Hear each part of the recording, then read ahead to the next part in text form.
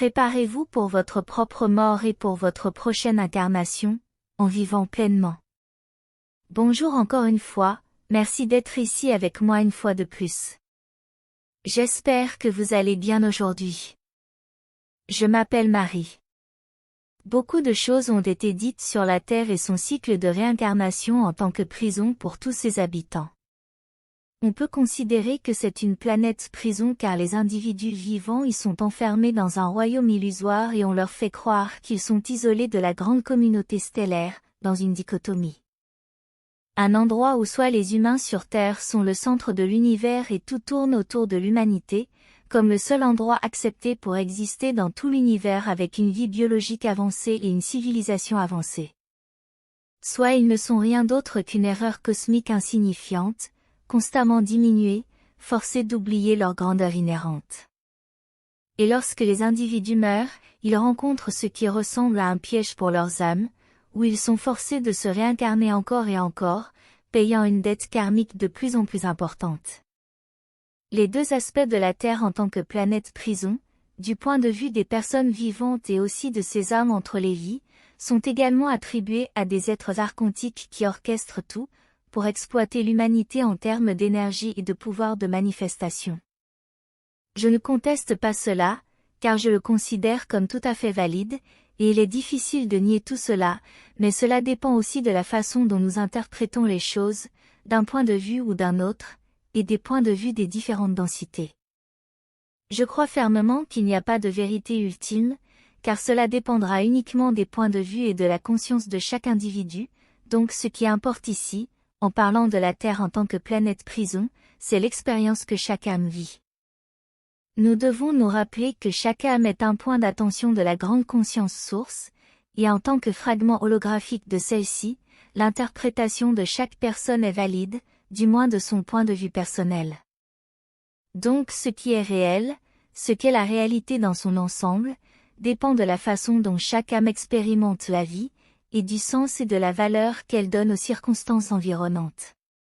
Cela signifie que cela dépend de chacun de nous de décider si la Terre est une planète prison ou non.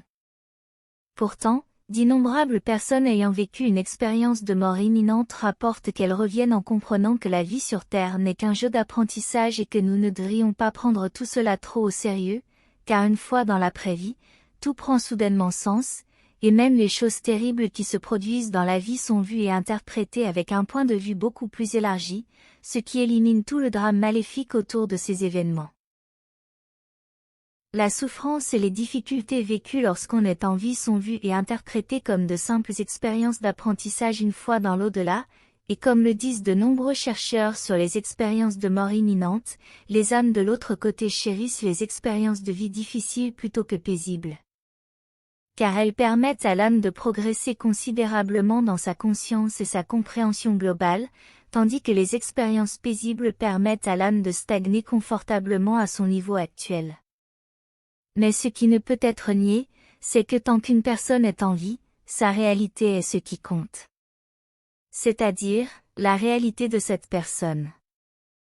Et imposer le récit selon lequel une fois de l'autre côté, quelque chose en vaudra la peine et aura également du sens, c'est manipuler la personne. C'est une justification pour faire souffrir chaque âme autant que possible, pour une exploitation énergétique ou pour n'importe quoi, et toujours avec la promesse d'une grande récompense dans l'au-delà, au paradis, au Valhalla, ou peu importe comment vous voulez l'appeler. Que cette expansion de conscience, ce changement de sens et d'interprétation des choses vécues pendant la vie, et comment cela change dans l'au-delà soit vrai ou non, cela me semble terriblement similaire aux vieux mensonges religieux et à la manipulation, tout cela pour le contrôle de la population. Certains d'entre nous se souviennent de beaucoup de choses de l'au-delà, certaines personnes plus que d'autres, et bien que cette interprétation que je viens d'expliquer soit soutenue par de nombreux cas, par exemple dans les travaux de Dolores Cannon, à titre de référence, chaque individu a son interprétation unique de la façon dont des événements spécifiques et des choses dans leur vie sont perçus quand ils sont vivants et quand ils sont dans l'au-delà. Mais comment pouvons-nous échapper à tout cela? C'est la grande question. Une chose qui est commune à de nombreux chercheurs dans ce domaine, c'est que le travail spirituel intense doit être fait pendant la vie. La façon d'échapper à la matrice sur Terre, au cycle de réincarnation ou à la roue du samsara, échapper à n'importe quelle matrice, y compris celle de l'au-delà, avec toutes ces manipulations supposées et ces archontes, qui forcent les âmes à se réincarner, est d'atteindre un état d'esprit et de conscience appelé Mahasamadhi, dans les traditions orientales de la Terre.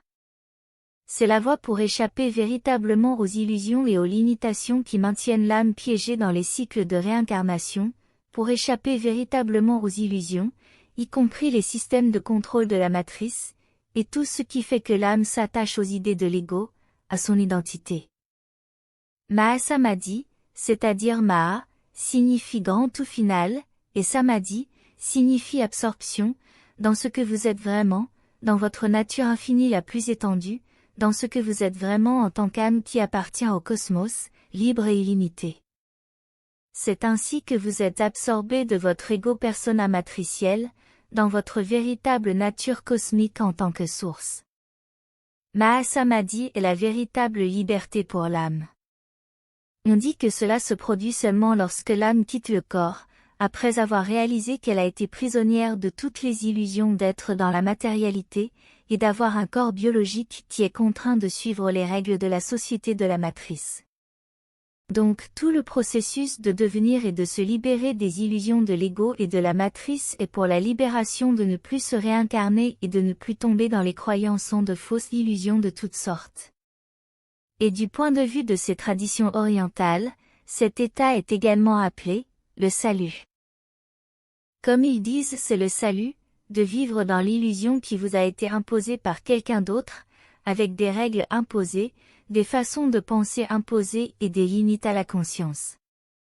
Il est clair ici que cela fait référence aux contrôleurs archontiques de la Terre et aux suzerains vivants aussi, mais en particulier à ceux du bas astral, bien que cela soit aussi une interprétation de la signification de Mahasamadhi, je sais. L'une des façons d'y parvenir est simplement d'élargir votre conscience dans tous ses sens et sous tous ses angles, mais cela peut prendre des vies entières. Mais l'une des choses que nous devons tous savoir, c'est que nous devons faire face à notre propre mort, notre propre mortalité, et à tout ce que cela signifie et apporte. Quand nous mourrons, ce que nous expérimentons ne sera et ne peut être que ce à quoi notre vibration correspond. Nous manifestons notre propre paradis et notre propre enfer, et tout ce qui se trouve entre les deux, dans notre propre version privée et particulière. Nous créons notre réalité qui n'est qu'un reflet de qui nous sommes et de notre vibration. La réalité est un miroir de nos pensées et de nos émotions, comme je le dis toujours. C'est pourquoi nous devons être conscients que tout ce que nous manifesterons dans l'au-delà et dans la prochaine réincarnation également, est la conséquence et le reflet de notre vibration actuelle. Nous ne devons pas chercher la rédemption seulement au moment de notre mort, ou lorsque nous sommes dans un lit d'hôpital en l'attendant, bien que ce soit mieux que jamais, je sais. C'est une tâche de toute une vie, d'apprentissage et de réflexion responsable et de prise de décision. Qui nous sommes maintenant, aujourd'hui, déterminera qui nous serons dans l'au-delà, où nous irons, et en qui nous nous réincarnerons le cas échéant, cela dépend de notre niveau de conscience. Nous devons travailler sur notre éthique et nos valeurs en tant qu'individus et en tant qu'âme. Nous devons devenir qui nous voulons idéalement être, maintenant, pas demain, et nous devons être conscients que la mort peut venir à tout moment. Nous devons être capables de regarder en arrière et être fiers de qui nous étions quand nous étions en vie. C'est pourquoi il est si important d'apprendre à lâcher prise, de laisser aller les choses qui n'ont pas d'importance, les personnes et les souvenirs de situations difficiles, d'apprendre à pardonner, surtout à soi-même, et même de se pardonner pour notre incapacité à pardonner, car cela peut souvent être impossible. Car pardonner signifie souvent surmonter avec l'esprit et le cerveau seul des déclencheurs émotionnels difficiles et des réactions qui sont profondément ancrées dans notre inconscient. Pardonner aux autres, c'est aussi se pardonner à soi-même, car c'est nous qui sommes devenus une correspondance vibratoire avec toutes les situations et les personnes qui les entourent, et parce qu'ils sont aussi nous à un autre stade de notre progression spirituelle.